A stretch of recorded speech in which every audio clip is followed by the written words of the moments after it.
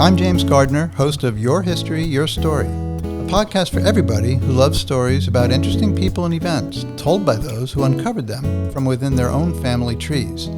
This, we hope, will inspire you to discover and celebrate your history and your story.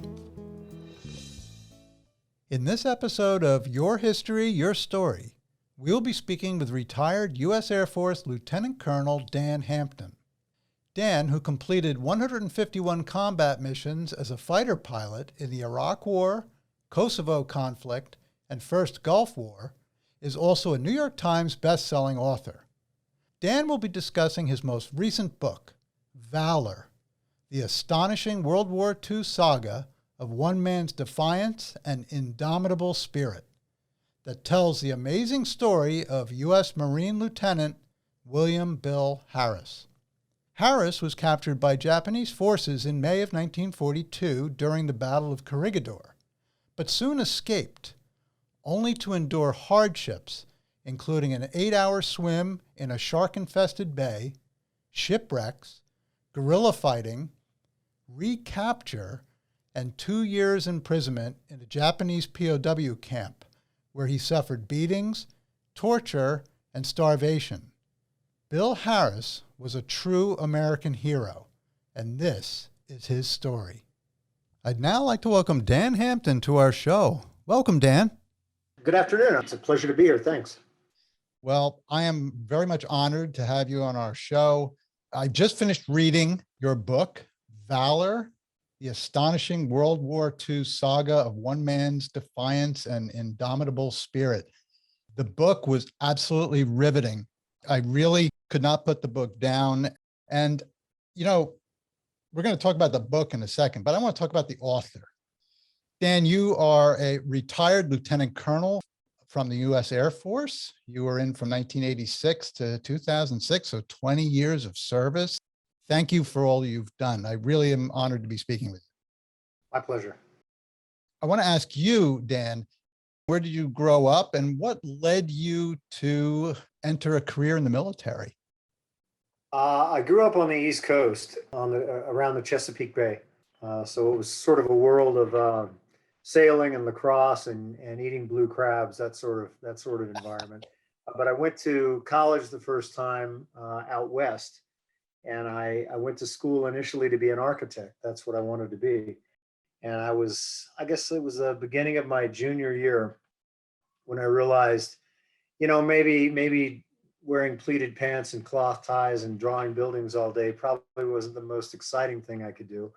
And that was in the late 80s and sort of, the heyday of a military buildup, and people were, talking about it. It was in all the news. And my dad had been a Marine fighter pilot. And so I'd always been, surrounded by aviation. And I was already a private pilot.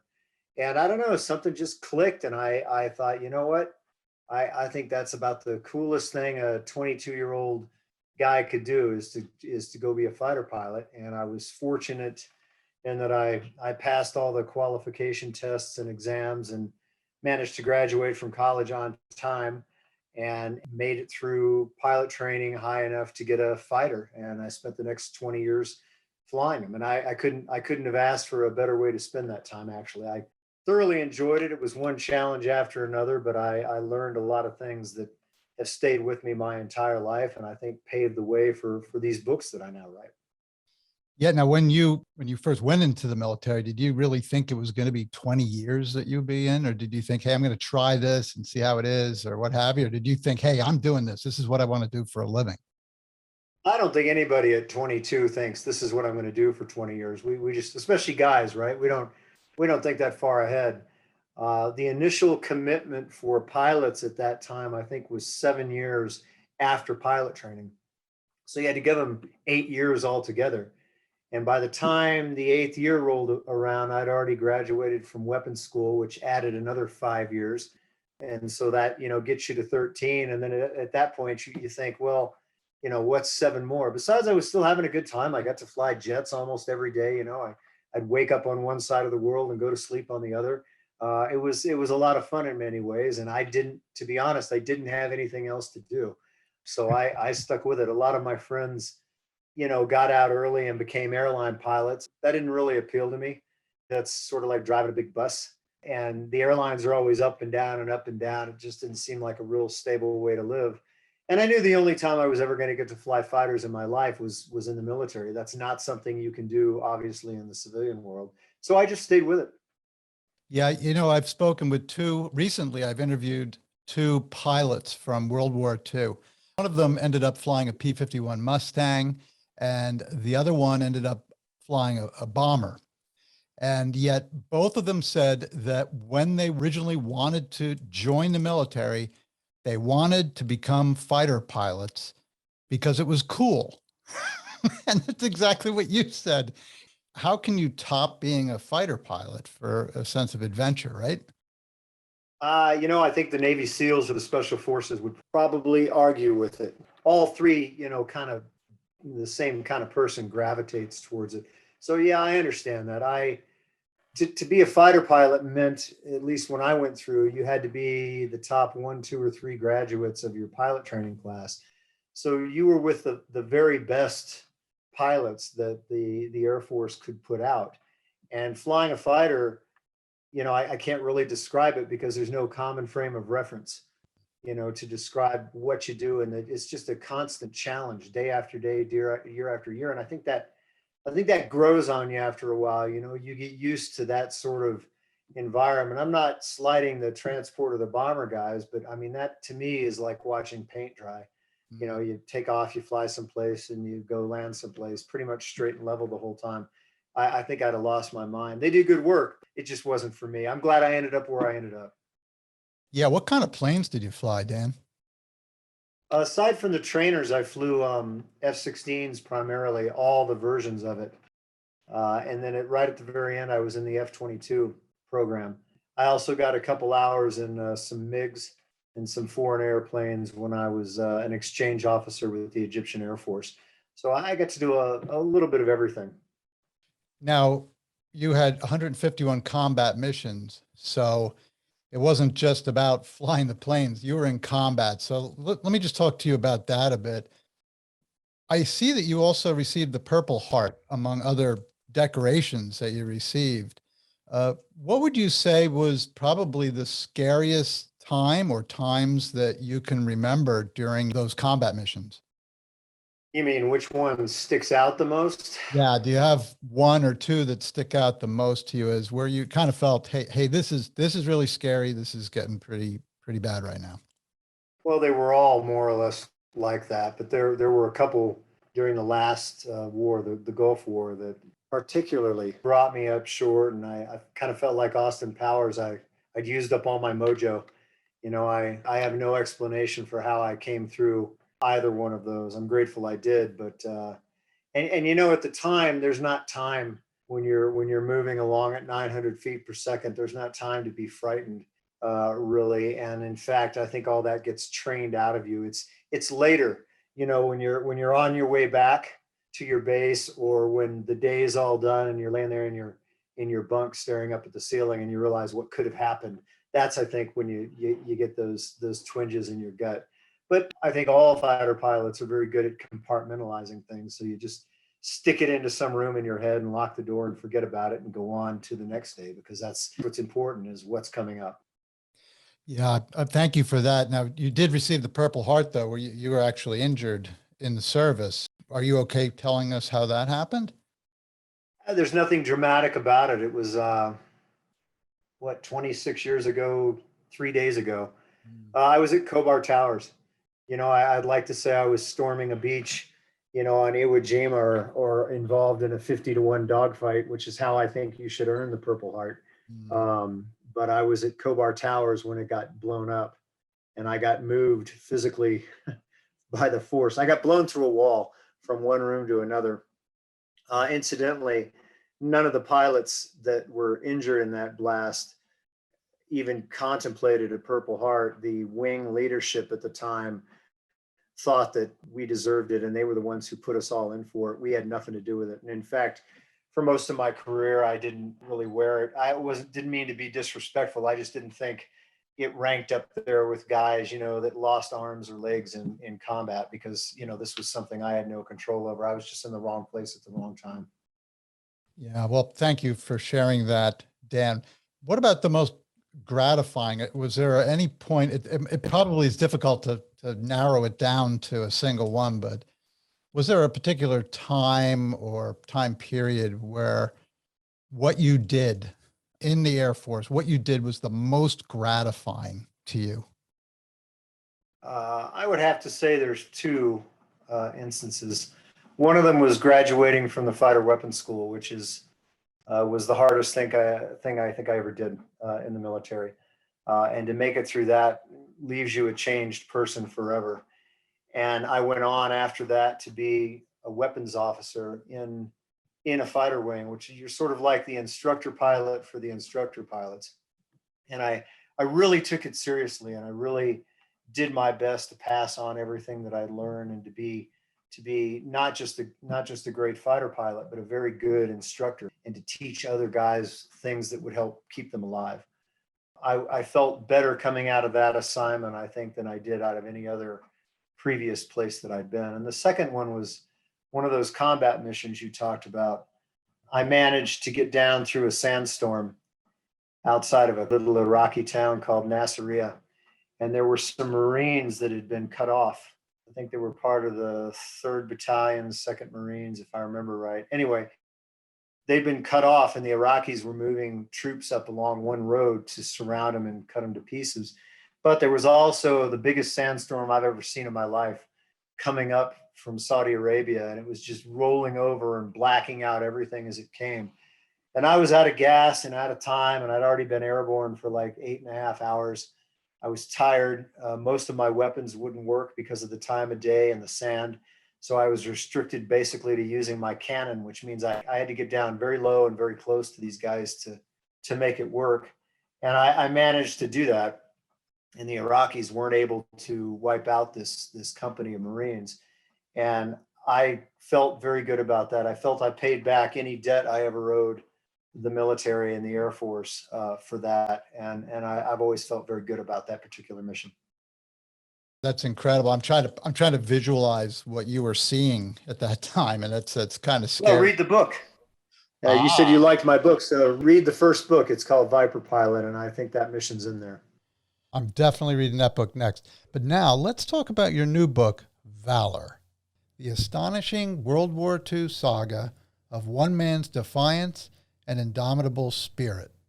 It's about a man by the name of, he's a U.S. Marine Corps Lieutenant William Bill Harris. This guy was incredible. What he went through and the spirit that he had to live, to survive, to fight, just to grab every day that he could it's just crazy exciting. So can you take us through the book from the standpoint of who was Lieutenant Bill Harris? Where did he come from? What was his backstory? Bill Harris was, in many ways, typical of guys that ended up fighting in World War II, in that he, was born after the First World War, grew up in the Roaring '20s, and then sort of came of age during the Great Depression. He wasn't a sharecropper. He wasn't poor. He came from a very distinguished family in Kentucky. His father was a Marine general, and on his mother's side, there's a long line of politicians, lawyers, public figures, that sort of thing. But he grew up during that time, and that had to make an impression on him. He was a 1939 graduate of the Naval Academy, and his first posting was to China. He was in the 2nd or the 4th Marine Regiment, the Shanghai Marines, and I think he got over there in the summer of 1940. Had a pretty interesting year. Everybody with a brain that was involved in the military or politics knew that war was coming. It obviously been going on in Europe since 1939, but they knew that there'd be a war against Japan. What everybody pretty much got wrong was where it was going to start. The China Marines stayed in Shanghai and then were moved to the Philippines in November of 1941 because everybody thought the hammer stroke would fall in the Philippines. That's where the Japanese would attack. Very few people really thought they would go all the way to Oahu and attack the Pacific Fleet. Of course, in hindsight, it's easy to see why they did that. But Bill ended up in the Philippines. He was in Cavite in Subic Bay on the west side of the Philippines on December 8th, of course, which is the same as December 7th across the international date line, when World War II began. The Marines were moved down to Mariavelis, which is a port on the very end of the Bataan Peninsula, and then they were moved across to Corregidor, because if a last line of defense was going to be possible, the Marines were the ones that were going to have to do it. So that's where he was when Bataan fell, and then that's where he was during the very brief but violent, bloody battle for Corregidor. The Army general in charge decided to surrender Corregidor. He really didn't have much of a chance. Doug MacArthur had deserted him, and the Japanese had threatened to kill all the wounded and the prisoners and the captives and do what they were going to do to all the female nurses if this general didn't surrender. So he didn't have much of a choice. And so Bill didn't know what to do except go along with it. He's only a lieutenant. And when everybody over you orders you to surrender, I guess that's what you do. He realized pretty quickly, though, that wasn't for him. And the brutal treatment that he received there, he was beaten almost to death by 4 Japanese. When he recovered from that, he realized, I'm done. I'd rather escape or die trying to escape than be a POW. So he, with another officer, an Army officer named Ed Whitcomb, who became governor of Indiana later on, they swam the Bataan Channel across Manila Bay to Bataan, and they escaped. And so that's what this book is about. It's about the next 3.5 years of Bill trying alternately to get to China or to Australia or just to get somewhere. And he continued to fight the Japanese with the Philippine guerrillas, and the book follows him through all of that. I was fortunate in that his daughter gave me a 1,500-page manuscript that Bill had written after the war, which for a writer, it's a gold mine. I mean, I found myself some days not doing any writing. I was just engrossed in reading the account of all this and being inside this guy's head, which made the book, I think, very readable, because all of the thoughts and first-person dialogue and everything else in the book came right from Bill Harris. None of that's from me. I put a little note up at the top to, at the front of the book so people would get that. I hope they do. Because it's important. All of those thoughts and feelings and everything that was expressed came from Bill Harris, which I think makes this a very special book. Oh, definitely. And everything is meticulously footnoted. And you talk about getting this treasure trove of information from Harris's daughter. It's like when I go up into the attic to find a picture or something like that, of an old family picture, and all of a sudden I get the whole album out. Next thing you know, I'm up there for 2 hours looking at it. You must have been like a kid on Christmas, or a kid in the candy shop, shall I say? I was. It was very, very exciting. I've never had a book write itself, more or less. I mean, it wasn't an easy book to write from an emotional standpoint, I guess, but technically it wasn't very difficult because Bill had already provided his perspective and his thoughts on all of this. I just had to put it together in a form that made it readable for everyone else. Yeah. Now, I'm going to talk about Bill Harris here. So you get into his mind in the book. You're going through his thought process. Like, all right, if I stay a prisoner at Corregidor, they may take me somewhere else, and something bad could happen there, and I no longer have my own choice to do something. So you kind of go through that decision process, which is pretty quick for him. He's like, I'm out of here, and I'm going to find somebody who's going to come with me. And he finds Ed Whitcomb to go with him. But the choice he's making is not a really easy choice. Certainly, if he stayed there, there was a good chance he was going to end up as a POW, maybe taken somewhere where he could never escape. But the other choice is to swim for hours. I think it was 8 hours in the bay, which was shark infested. They had actually seen sharks in it. It was at nighttime. There were patrol boats out there. I'm trying to put myself in their position, the terror that I would have felt about anything that knocked against your leg or your foot. What was it?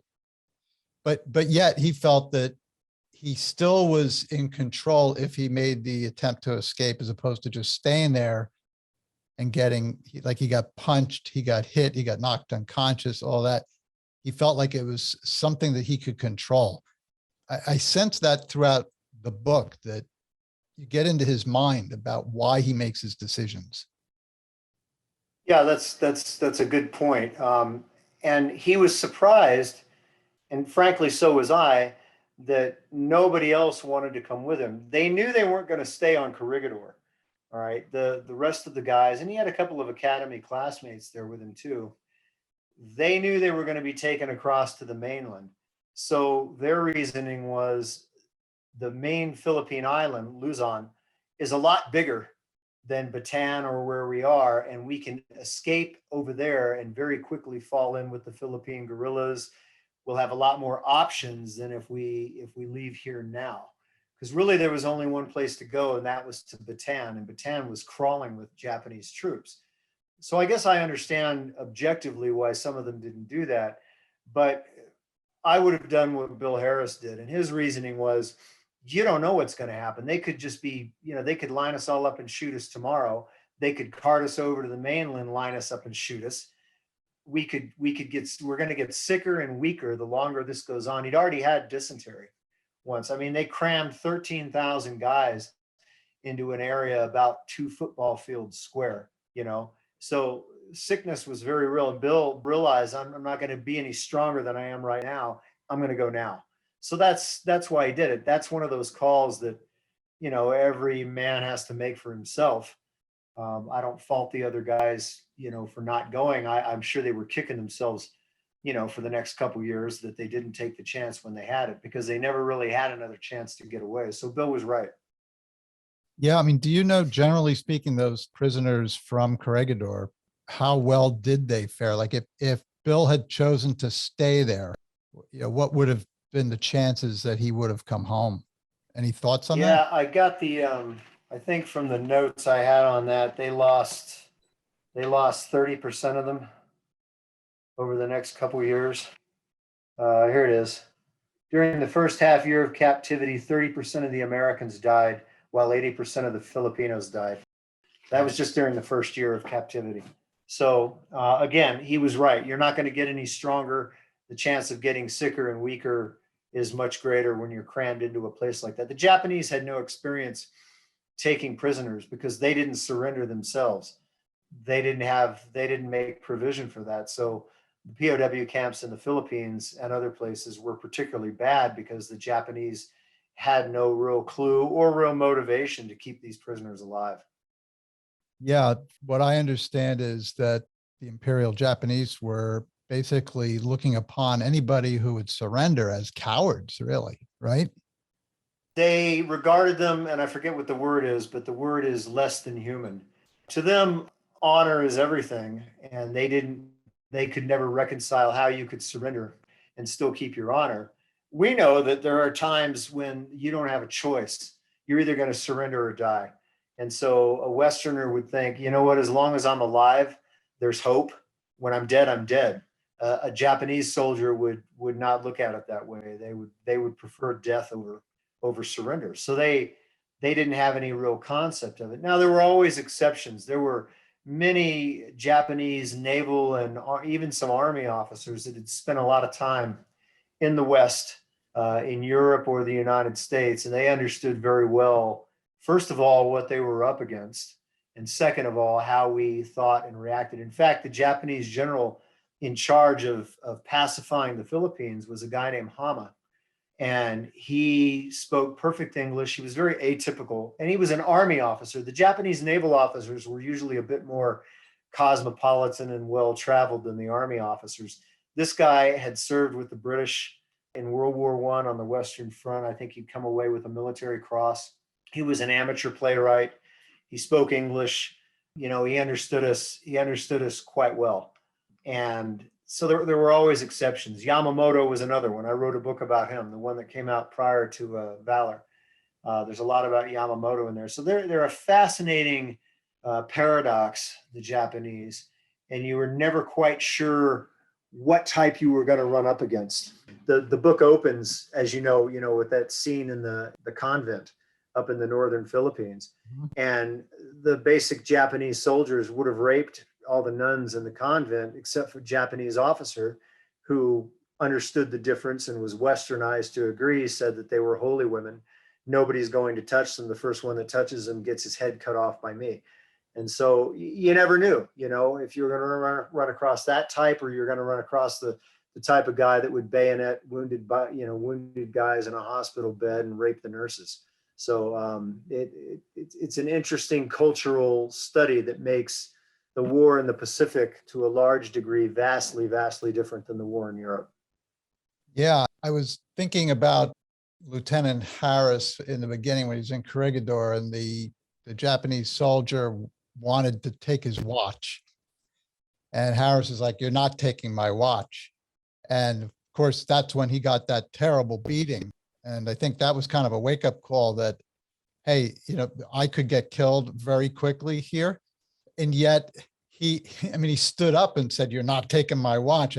It's almost like he wouldn't trust himself not to continue acting that way, and and then suffer the consequences. But it sounds like he had that anger sort of in him against the people who had, imprisoned him, and perhaps that put him at risk of making a guard angry and killing him. So I was all through the book, I'm thinking to myself, boy, he's going to get himself into more trouble by doing that, which is why I think Well, went and away.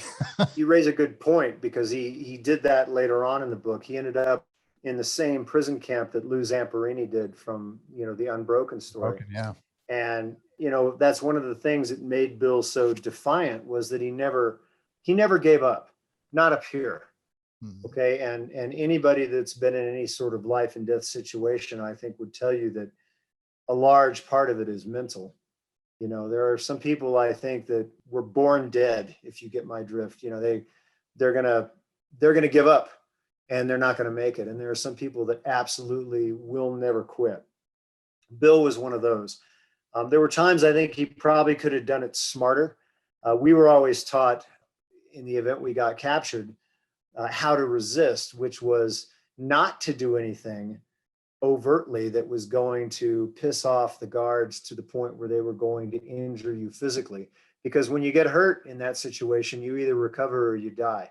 And as long as you can keep your strength and your health, you have a decent chance of making it through. Well, these guys weren't taught this. This was before any of that came to light. And they were just openly defiant, which really, really pissed off the Japanese. They were used to the Chinese rolling over and being subservient. They were used to the colonial militaries that they'd fought in the Dutch East Indies and some of the British colonial troops. They'd never come face to face with the Americans before. So they didn't really know how to react to that. And Americans, are nothing if not blunt and openly defiant sometimes. And Bill, being an officer, was not used to being treated contemptuously. He didn't like the Japanese. And he would have viewed any sort of capitulation to them as a victory for the Japanese, and he wasn't going to give them that. Yeah, I noticed that. I was so afraid for him when he was being defiant. I was like, "Oh no, what's going to happen?" I saw the movie Unbroken. I read the book Unbroken about Zamperini, and when I saw his name in the book that he was actually at the same POW camp, I was like, "Wow, okay, now I'm connecting all this." One of the things that was fascinating, of course, the detail in the book is just so riveting, because you feel like you're on these boats, because there were so many attempts from Lieutenant Harris and the people he was with to escape or get to a safer place or a more advantageous place on these small boats. And some of the boats, it went from a log that they were floating on or a piece of wood to a pretty well-equipped larger boat, and some things in between. But it always seemed to be a monsoon, or just bad weather, or the equipment got wet or something. But I was wondering, how does a human being just survive the hardships that were consistently hitting this man, the hunger, the gnawing hunger all the time? Where's the next meal coming from? Yeah, I think when that's all there is, then that becomes your whole reason for existence. He didn't have a wife or children, but I have known guys that became POWs, and all of that kind of fades to the back of their heads. What matters to them is surviving, and that becomes the focus of everything. I have to survive. I have to survive so I can get back into the war, which is what Bill wanted to do. He was already in the war. He never really left it, but he wanted to come ashore on Iwo Jima and fight in Okinawa with his Marines. He didn't want to be a guerrilla fighter, but survival becomes the war. And for him, that was one way to defy the Japanese, was to never get captured again, and to keep evading, causing trouble whenever he could, and stay alive. And I think he would have made it, except I don't want to give the book away, except for what happens at the very end on that last island. I think he had a real good chance of making it. A few others had done it before him from the Philippines. There's a couple of really good stories about guys that had managed to get from the Philippines all the way to Australia. Very, very riveting stories also. Yeah, I think of the miles we're talking about from the Philippines to Australia. I know he was talking at points to go to China, but you're talking about huge distances. And now he had had training, for sailing and marine navigation and things like that. But these are little crafts and poor provisions. And again, there were always enemy patrol boats around, and they didn't have modern navigation equipment. They had, in some cases, just old maps and things like that. So Yeah, he never gave up, though, did he? Kept trying, kept trying, kept yeah. trying. I think he had an old atlas that he'd gotten from somebody. Somebody gave him an atlas, which was probably 10 years old. A large scale map, like something you dig out of National Geographic. And yeah, I mean, being a Naval Academy graduate, he knew how to sail, but that was in the Northern Hemisphere. The stars down there are completely different. So he had to overcome that, but he knew he could do it. He never lost faith in himself. He knew that no matter what happened, he'd find a way, and he did. That's sort of the essence of Bill Harris. Yeah, yeah. And when they would come back to land and they hadn't gotten to where they had hoped to, or maybe they did in some cases, they found people, friendly Philippine people who were helping them out. I felt rejuvenated, as Bill and his traveling companions were, by the food they were given, the place to sleep, some safety. But there was always a danger in the back of his mind, right? As to somebody maybe might give them away. Somebody might just be friendly now, but they might be getting word to the enemy. So I guess Bill always had to keep one eye open, it sounded like. Yeah, and that's certainly fair. And as you recall from the book, the one of the first place he lands as he's trying to get down through the Philippines, he runs across guys that say they are guerrilla fighters, but in fact they're just bandits and outlaws. And you see, we saw that in this country a few years ago, the shocking number of people that will use any situation to further their own ends, or they like being lawless, they like destroying things, and they're going to tear up Portland or wherever. He ran into the same sort of people in the Philippines, which is astonishing given that it was a world war and their country had been invaded, yet there were still groups of people who were in it only for themselves. Mm. So yeah, he had to sort out who was good, who was bad, who was going to be able to help him. And even among the Americans, that section of the book that deals with the two Americans that he was on the boat with, Yeah. you know, you would think, that you would stick together through thick and thin, but that's not always true. That's not always the case. And I remember being puzzled when I was researching it, why they split up, because they'd come together, they were relieved to find each other, they traveled a while together, and then I kept, why did they split up? And it was like maybe 800 pages into Bill's manuscript where I finally found the answer, and put that into the book. So all of the human elements are going to continue to manifest themselves no matter what the environment, which is kind of reassuring in a way and also a little bit sad in a way. Yeah, yeah, I agree. And not only was Lieutenant Harris, brave, resourceful, but he was super smart because he's kind of looking at the people who he's with and saying, he's not just saying, hey, they're such nice people or whatever. He kind of looked to see what was going on with them. What is their, as you mentioned, what is their motivation? Are they here just for themselves, and therefore, you know, what does that mean for an American in their camp, that this group of people are out for themselves? Are they people who are going to look for an advantageous situation that looks better with the Americans or with the Japanese? Or do we just use the turmoil to run roughshod over everybody else in the area? So Bill always had that. He's always listening, sort of got his ear to the ground, it sounds, to judge who the people were, who he was with, and whether it was safe to stay there. Wouldn't you say? Yeah, and that's to a large degree, that's a very apt characteristic of a professional military officer. Judging people, making very quick, accurate decisions with very bad information. That's what you get paid to do, and that's what he was trained to do. But also, that's a result of the environment that he, spent the last couple of years trying to survive. You get used to not taking people at face value, and if you want to stay alive, you're going to keep an ear to the ground and one eye open, and that's what he did. Yes. And I also know that he was always looking for information, particularly anytime they ran into another American, whether it be somewhere in the Philippines or in the POW camp, who had more information about what was going on in the war outside of where he was.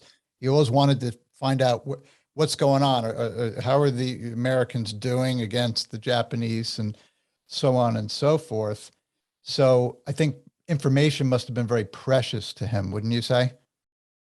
Yeah, and I think that's something that modern readers, especially younger ones, probably will have a hard time grasping because they're raised now in an area of instant communications, and it just wasn't like that. The only information you got was word of mouth, or if you were fortunate enough to get mail, maybe, but all the mail was censored and rifled through. So the best source of information were new arrivals, either to where you were fighting, or new prisoners that would come into the POW camps. And Bill's parents hadn't heard anything from him since, I think it was March of 1942. I think that was the last time he was able to get a letter out. They had no idea for 3 years, over 3 years, whether he was alive or dead or where was he. And that'd be just awful, I think, to have a child and you couldn't account for, especially in the middle of the biggest war in history. Oh, it would have been terrible. You do a very nice job in the book also of giving a little tastes of what his mom and dad were going through, what they were seeing both on the home front, what was going on around them during the war in the mainland U.S., but also what they were thinking about with regard to their son. As his dad and a military man, a general, brigadier general, I believe, Bill's He was. father was. Yeah. So he knew a lot about what was going on in the war, but he just didn't have any information about his son. And he sounds like he was trying to be stoic, but by the same token, his heart was aching. You get that sense that, my boy, and where was he? It must have been terrible for his dad and many parents of military people who are missing in action. That must be a terrible thing to go through. Yeah, and I was fortunate in that I had all their letters, which is where all that came from. Bill's mother's letters to her husband, the husband's letters back. I think, and I always like to put the social stuff in and the home front stuff in, just to give people a feel for what the rest of the country was doing and why attitudes might have been the way that they were at the time. And whenever I could, I would inject a little bit of humor, like the bit about the politicians, just to keep it from being too dark. But I really admired Bill's mother because not only was her son gone, but her husband was gone too. He was on Guadalcanal, with the 1st Marine Division, which was right at the epicenter of our early counterattacks against the Japanese. And he fought all the way through the Pacific War. I think he came home once for a month or so during all that. But she could have lost both of them. They did lose Bill's uncle. He was captured in the Philippines along with Bill. So I think in microcosm, it's a good glimpse into a lot of American families and what they went through at the time. And that's one reason why I write these books. In my own way, I think we owe it to them to not let these stories be forgotten, and for people to remember why we enjoy the freedoms and the life that we have today. It's because of guys like this. And they're not just names on tombstones and cemeteries. These guys all had lives, they had plans, they had loves, they had, things that they were going to do. They were just like we were, and yet they put it all on hold, and in some cases never came back, so that this country could endure. And I think we never can forget that. Never. I'm with you 100% on that. And I think about the greatest generation, and I always try to think, why were they the greatest generation? And they were, as you said, they were born right after, maybe at the end of World War I. They went through the Great Depression. They were sort of seasoned by the Great Depression. And then this world war that was just so massive, and the sacrifices that were made both by the military and, of course, the people at home who were, losing family members, but they were also working in, munitions factories and airplane factories, and everybody was sort of joining the effort. But what I really loved about your book was that it was an excellent history of the Pacific War, as well as the home front. What was going on the home front? What were the attitudes, and what were individual families perhaps facing when they didn't know the whereabouts of their loved ones? So it was just a fantastic book. But I want to just focus in on one additional thing about Lieutenant Harris that I found interesting, that as the book proceeds, he starts to have some little discussions with himself, particularly as he engaged in some guerrilla warfare. So he felt like he actually was fighting the Japanese. He wasn't on the sideline anymore. He was actually doing his part.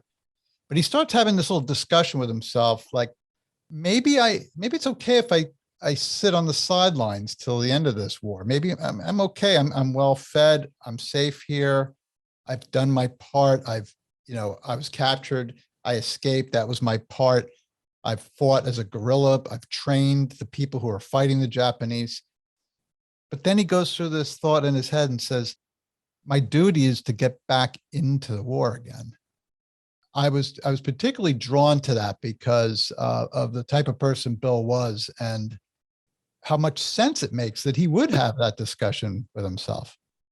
Any thoughts on that? Yeah, it shows that he's very definitely a human, and I think given what he'd been through, it's perfectly natural when he's finally in a place that's safe. They said, yes, stay here with us. He's got food. He's got a place to sleep. He doesn't have to worry about anybody betraying him. I think it'd be perfectly natural after everything he'd been through to say, well, why don't I just stay here? Right. But it's sort of like the movie Castaway. Remember? Oh, yeah. He ends up on that island. And he's on that island and he's safe. He can eat. He's not going to die, but he can't stay. He just can't stay because he can't live out his life on that island. Well, Bill couldn't sit out, as he saw it, the rest of the war. If he's still fit to fight, he's still a serving military officer. He still took an oath. Despite everything that he did, he felt like he had to get back. He had to continue to try. And so that's why ultimately in that situation, he did not stay. He kept trying to get back into the war. He felt that was his duty. So, and look, I mean, he had so many really close scrapes and starvation, and he went down to like 120 pounds, and he was over 6 feet tall, barely able to move in some cases. And yet he still wanted to get back into the war because he felt that it was his duty. And of course, when he heard fresh news about the war, I'm sure that motivated him even more. And I don't want to, again, people just got to read the book, but, it gets pretty scary near the end of the war. And I know anytime I read about, as it gets near the end of the war and you're a POW, and the people who are holding you captive in the POW camp are about to lose the war, you start to be very fearful of what they're going to do to you. Are they going to say, okay, sorry, go? Or are they going to shoot you and just eliminate you as revenge or just to eliminate you as a threat? So it must have been a really scary time for Lieutenant Harris and his fellow POWs. Yes, most definitely. The Japanese actually put a kill all order out, and they were in fact going to order all the POWs killed. Now, whether or not the local Japanese commanders would have done that, I suspect most of them would have. But the war ended very suddenly, and that's another reason that it was so important to have the emperor surrender Japan instead of being forced to militarily, because the emperor was God, and if God said surrender and don't kill anybody, then they weren't going to break their word to their God. That didn't stop some of them, though, and in fact, MacArthur. I'm not a big MacArthur fan, in case you got that from the book. I could tell that. Yeah. Well, anyway, MacArthur actually caused the death of, I forget, a few thousand POWs because he delayed, coming into Japan. He wanted to delay the Japanese surrender until he got there because he felt entitled to claim the Japanese surrender. And they ended up delaying it for a few days. And quite a few British, Australian, and American POWs were killed as a result of that. But you're right. The rest of them, they didn't know. And Bill, even then, was still trying to think of a way to escape. So I'm not sure what he would have done, but I can't see him letting himself be lined up and shot or beheaded. Yeah. I think he would have done something. Fortunately, it didn't come to that. No, and he always said in the book that if something was going to happen to him, he was going to take a few people with him. I think was one of the things he said, and he wasn't going to go down passively, certainly. So, Dan, the book was impeccably researched. You mentioned that you had the diaries and letters and things like that. Just incredible amount of information at your fingertips. But, it was all raw material, but it takes a really skilled author to put that into a really flowing story that just grabs the reader and just keeps you going. But I want to ask you, what specifically drew you to write the story about Lieutenant Harris? There's so many stories in World War II and other wars. What was it specifically that drew you to write about him?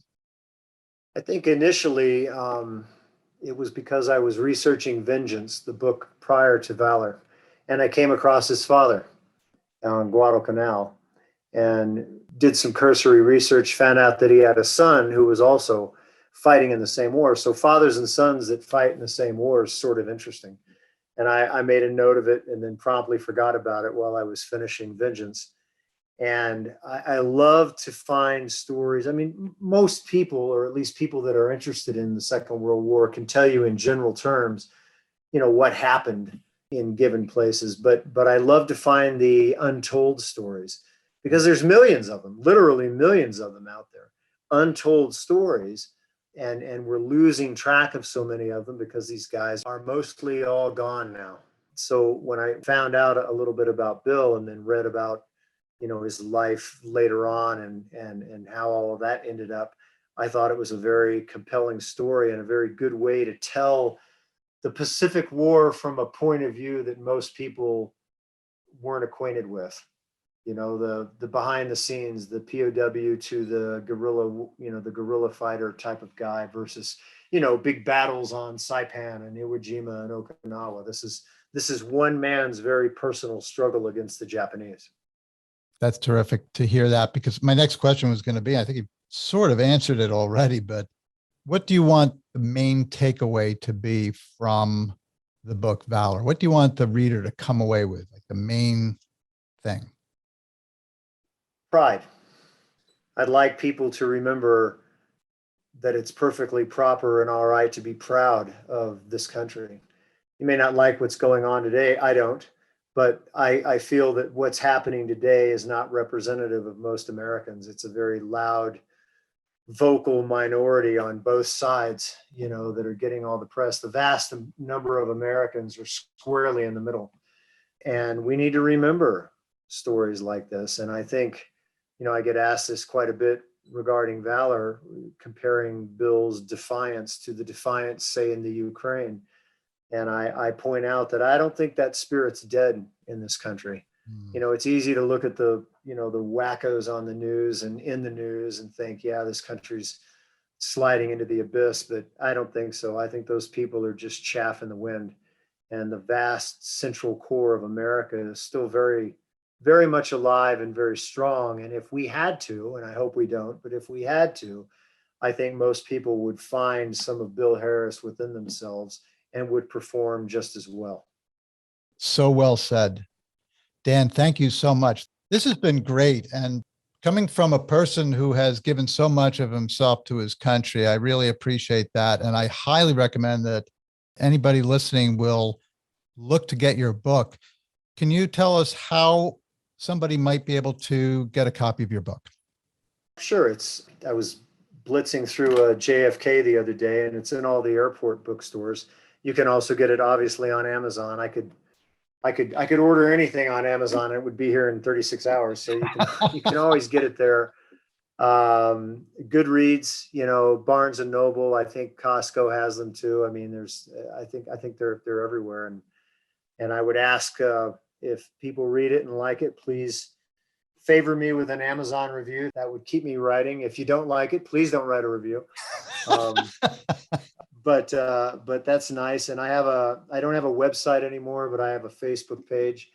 If people want to communicate with me, I will always get back to you. It may take me a while, but I always respond, so people can find me that way as well. And I'm happy to talk about this book or any of the other books. Well, that's great. And I love history, and I am very interested in military history, but just the personal stories that are embedded in the books. Now, I'm ready to read your book, Viper Pilot. That's the next on my read list, so I'm looking forward to that. But I want to thank you again. And do you have a book that you're thinking about writing now?